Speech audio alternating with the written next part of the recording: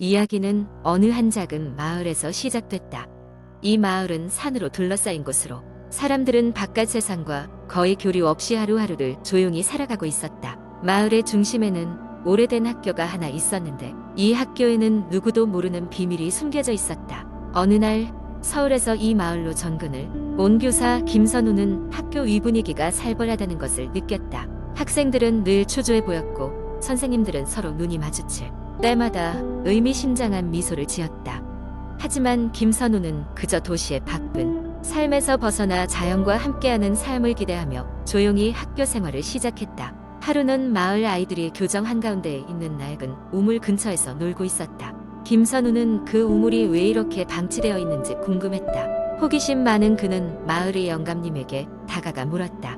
저 우물은 왜 사용하지 않나요? 영감님은 잠시 침묵을 지키다가 조용히 대답했다. 그 우물은 건드리는 게 아니야. 오래전부터 저 우물은 마을 사람들에게 불행을 가져다 준다는 소문이 있었지.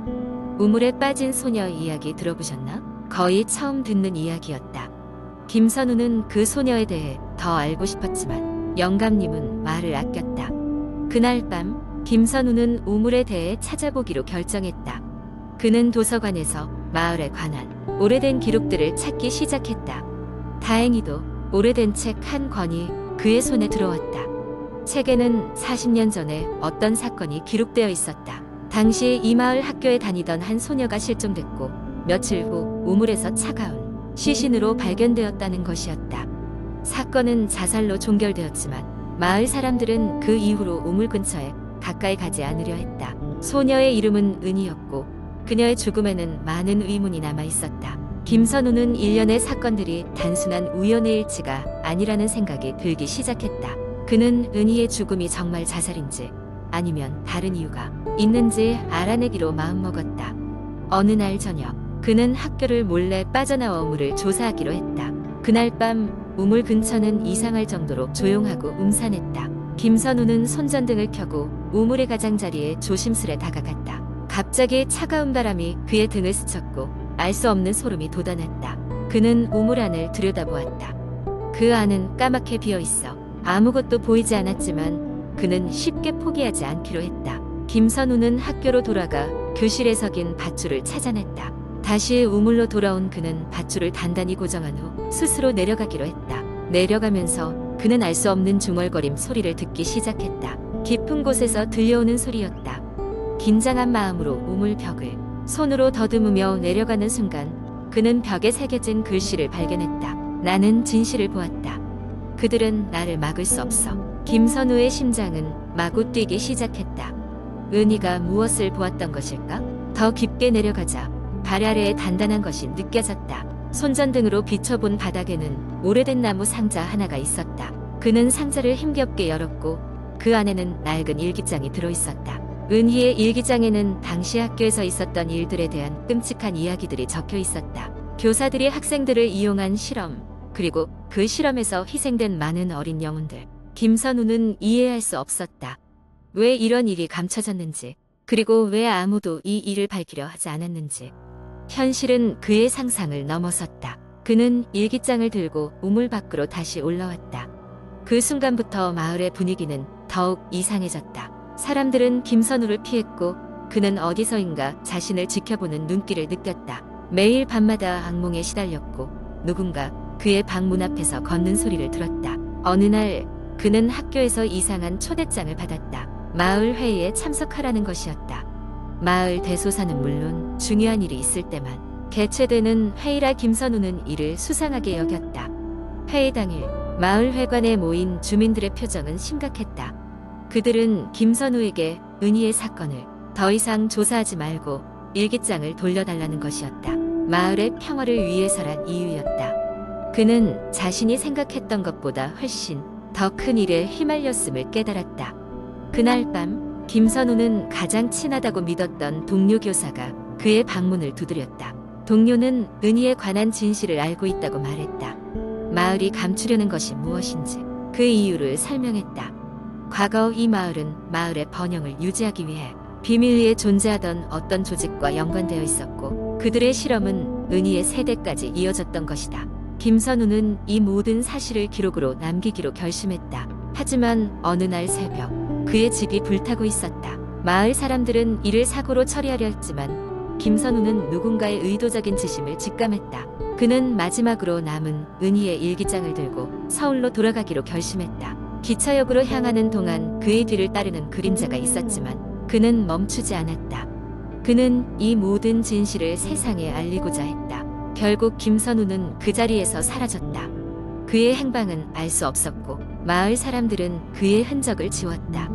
서울로 보내려던 일기장은 영영 도달하지 않았고 은희의 이야기는 그렇게 미궁 속으로 사라지게 되었다. 하지만 여전히 그 마을의 우물에서는 밤이 되면 누군가의 울음소리가 들린다고 한다. 지나가는 나그네들은 결코 그곳에서 머물지 않으며 마을 사람들은 여전히 그 우물 곁을 피하고 산다.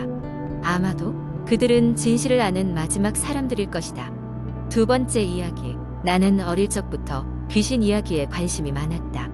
오싹한 이야기와 미스테리는 나를 매료시켰고 성인이 되어서도 여전히 나는 그런 이야기를 찾고 다니다가 인터넷에서 도무지 설명할 수 없는 기이한 사건에 대해 알게 되었다.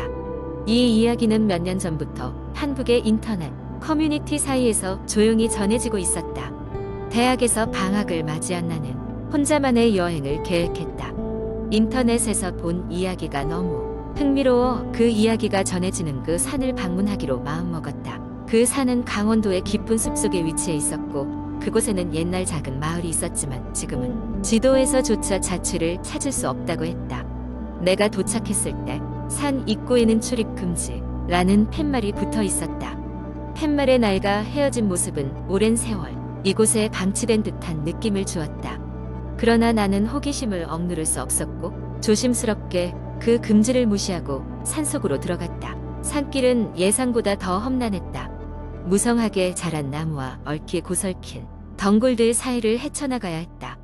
걷다 보니 해가 저물고 있었고 하늘은 불타는 듯한 붉은 빛으로 물들었다. 그때였다. 어디선가 희미하게 웃음소리가 들려왔다. 하늘 끝에 떠있는 붉은 노을 아래서 나는 일순 소름이 돋았다. 이곳은 텅 빈 숲이 아닌가? 나는 소리가 난 방향으로 천천히 발걸음을 옮겼다. 얼마 지나지 않아 숲 너머에서 작은 불빛이 보였다. 그곳에는 한 무리의 사람들이 모여 앉아 있었다. 불편하긴 했지만 나는 그들이 이곳의 현지 주민일 거라 생각하고 다가갔다. 그러나 가까이 다가갈수록 그들의 모습은 뭔가 이상했다. 그들은 모두 오래된 전통 한복을 입고 있었으며 마치 옛날 사진 속에서 튀어나온 듯했다. 그중 한 명이 나를 발견하곤 다른 이들에게 손짓했다. 순간 그들의 시선이 한꺼번에 나를 향했다. 눈빛이 날카로웠고 나는 이유 모를 두려움에 몸이 굳었다. 그때 갑자기 한 여인이 자리에서 벌떡 일어나 나에게 다가왔다. 여긴 어떻게 오셨나요? 그녀는 고풍스러우면서도 낯선 억양으로 물었다. 나는 더듬거리며 답했다. 그냥 산책하다가 들어왔어요. 오래된 마을이 있다고 해서. 그녀는 가만히 나를 바라보더니 어둠에 잠긴 숲 쪽을 가리켰다. 돌아가는 것이 좋을 겁니다. 곧 밤이 되니까요. 기묘한 긴장이 흐르는 가운데 나는 몇 걸음 물러났다. 그리고 크고 붉은 달이 하늘에 떠오르자 그들은 다시 이야기와 웃음을 이어가기 시작했다. 뒷걸음질 치며 그 자리를 벗어나기 시작한 나는 어느새 한 가지 사실을 깨달았다. 그들의 웃음소리는 그저 즐거운 듯하지만 어딘지 기계적이고 반복적인 느낌이었다. 숲길을 되돌아가는 동안 나는 그 마을에 대한 전설을 떠올렸다. 오랜 옛날 그 마을 사람들은 매년 한 특정한 밤마다 축제를 열었고 그날 밤에는 어느 누구도 마을을 떠날 수 없다는 이야기가 있었다. 그 이후로 마을은 갑작스레 사라졌고 아무도 그 이유를 알지 못했다. 그날 밤 나는 무사히 숙소로 돌아왔지만 밤새 잠들 수 없었다. 그들의 웃음소리와 까마득한 눈빛이 머릿속을 떠나지 않았다. 그 마을 사람들은 정말로 과거에 얽매인 존재들인 걸까? 아니면 시간 속에 감춰진 또 다른 비밀이 있는 걸까? 나는 다시 산을 찾아갈 용기가 없었다. 진실은 어디까지나 의문 속에 남겨둔 채 이 이야기는 나의 가슴속 깊이 은밀한 두려움과 함께 자리 잡았다. 그 이후로 나는 더 이상 산에 대한 이야기나 미지의 전설을 찾아 나서지 않았다. 때로는 진실을 아는 것이 더 큰 공포가 될 수 있다는 것을 깨달았기 때문이다. 세 번째 이야기. 한국 인터넷 커뮤니티에서는 종종 공포스러운 이야기, 이른바 공포썰이 화제가 됩니다. 이러한 이야기는 주로 익명의 사용자가 자신의 경험담을 바탕으로 공유하는 것이 일반적이며, 실제 경험인지 창작인지 모호한 경계선을 그리며 독자들에게 두려움을 안겨줍니다. 여기에는 그런 공포썰의 한 예시가 될 수 있는 이야기를 길게 적어보겠습니다. 그날은 평범한 여름날의 밤이었습니다. 무더운 날씨에 창문을 열어두고 자려던 참이었죠. 저는 평소처럼 침대에 누워 스마트폰을 만지작거리고 있었습니다.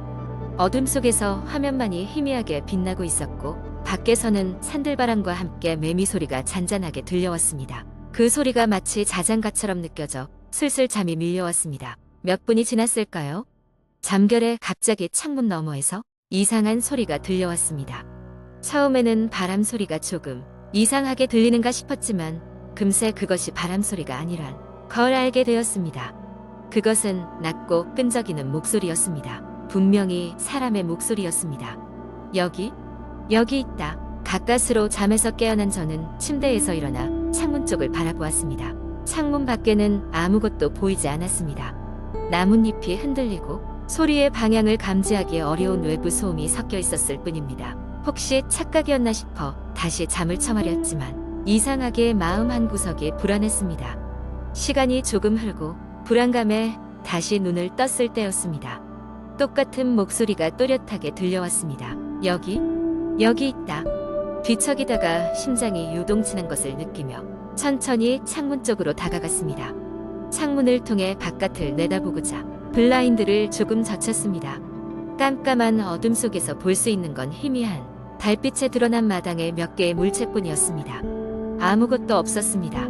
혹시나 싶어 자물쇠를 다시 확인하고 창문을 꽉 닫았습니다. 하지만 그 목소리는 계속해서 반복되었습니다. 고요한 밤 속에서 점점 더 크게 울리는 듯 했습니다. 제가 느낀 두려움은 더 이상 무시할 수 없을 정도였습니다.